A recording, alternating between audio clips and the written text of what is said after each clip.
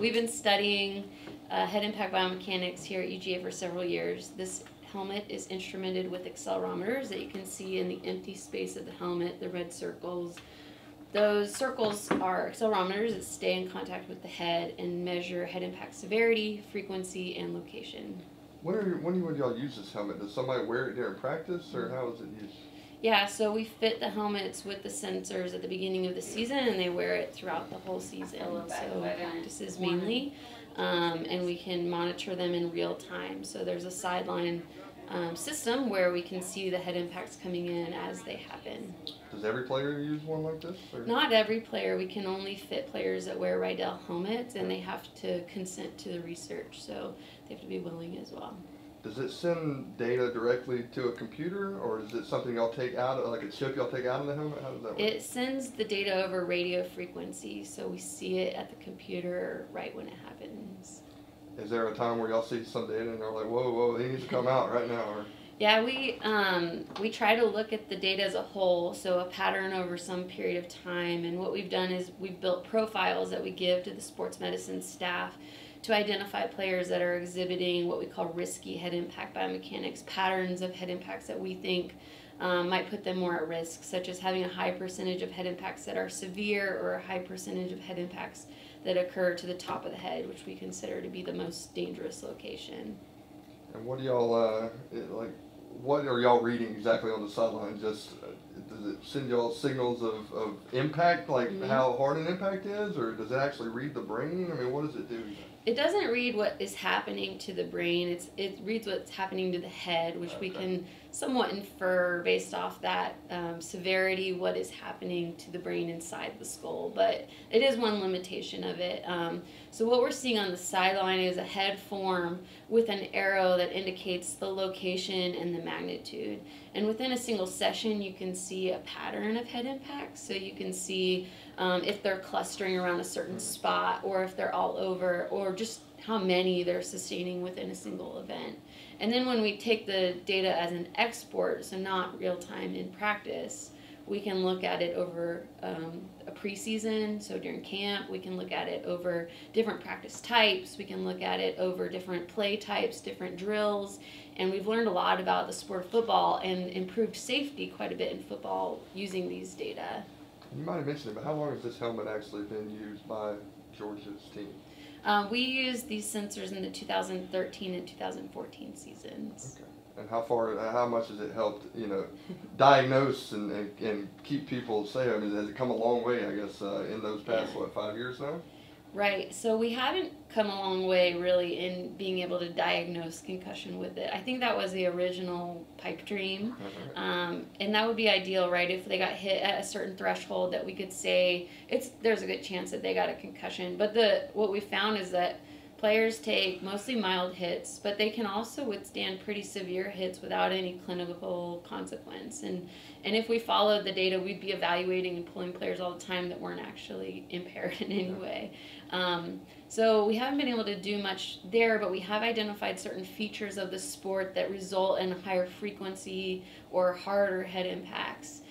So the kickoff rule, for example, was a rule change that resulted from these types of data, where they moved the kickoff from the 30 to the 35-yard line, bringing both teams closer to the middle of the field, reducing the distance they traveled before they collided, and therefore reducing the severity of the head impacts that are sustained during that most dangerous play.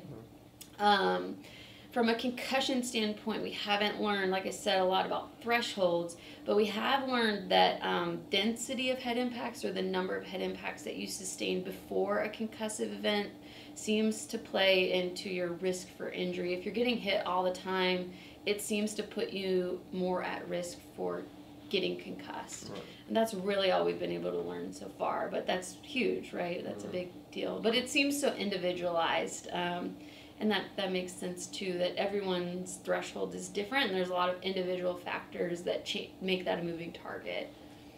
Maybe you can speak to this, but how far have helmets come over these past few years? Do you know anything? Yeah, so helmets have come a long way, and mostly in regards to their ability to prevent skull fractures and brain bleeds. And they do a pretty good job of that. That's really rare in football. from a concussion standpoint, they do a decent job as well, but they're never going to fully solve the problem. And we are seeing now helmet manufacturers making a concerted effort towards addressing that issue of concussion, towards actually building helmets with materials and biomechanical characteristics that are aimed at concussion prevention. But we still have a long way to go there, and it won't ever be the full answer. I think it's going to be a approach from all different angles of play, changing technique, changing player behavior, changing the attitude surrounding concussion, and also changing equipment. And another thing I'll add on that too is that when we change equipment, we see a risk compensation. When you make equipment better, the players adapt to it. When they perceive that their risk is lowered, they change the way they play. And so there's always a little bit of a trade-off there when we improve equipment and introduce it. So this is the NeuroCom sensory organization test. It's an advanced postural control assessment. And what it does is it systematically disrupts the sensory information that's brought into the brain. And when the brain is impaired, it can't rectify what is accurate information and what is inaccurate information. So for example, the surround will move, and that tells the visual system that you're moving, but in fact, you're not actually moving. And in a normal, healthy brain, we can say that information isn't correct, and we can override it and rely on our other sensory systems. But when we have a concussion, we kind of falsely believe that that visual information is correct, and so we'll start to lean and adapt to that, and we see that in either a fall or more sway.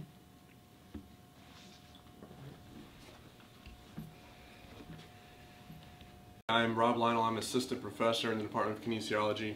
I co-direct the UGA Concussion Research Laboratory. So this equipment here, and I'll go through it a little bit, but allows us to measure impacts on the field while athletes are playing football. So we have this small device right here you can see, and this device actually slides into this headband, or we have skull caps as well that the athletes wear while they're playing the sport. And then the headband goes on the head, just like a headband would, and the device is worn over the back of the head here, so down below the helmet, or in children that aren't wearing helmets, like for flag football or any other sport, we can measure head impacts in those as well. And then what happens is that these devices, a bunch of people wearing them at the same time, transmit to this sideline device, and we're able to store information about every impact that we record. So how hard they got hit, how often they got hit, and where on the head they got hit. And so we've been able to work with a couple teams, local youth football teams over the past year, and we're continuing that work this year, capturing all that information that I talked about. How good is it to start at the youth level? You know, and can you explain that to us? Yeah, I think starting with the youth is something that we're excited about doing. We've worked a lot with college-age athletes, and we'll continue to do that. But working with the youth allows us to try to catch children when they're really learning the game, and they're trying to figure out how to tackle and how to block. And if we can get some of these outcomes and kind of show them maybe what they're doing well, what they're not doing so well, maybe we can improve their technique, and that'll carry over as they get older and eventually come play for the Dogs. There you go. And y'all are working with a former Dog, right, in Oconee County? That's right, yeah. How's he helped? It's been awesome. David Weeks is a coach out in Oconee. He coaches a couple of the youth teams, and he played for UGA, as you mentioned. He's super excited about this stuff, was very helpful in us getting it up and running. And we were able to work with a couple teams all year last year, and then, like I said, hope to do the same this year as well. Do you go to school with them? Good.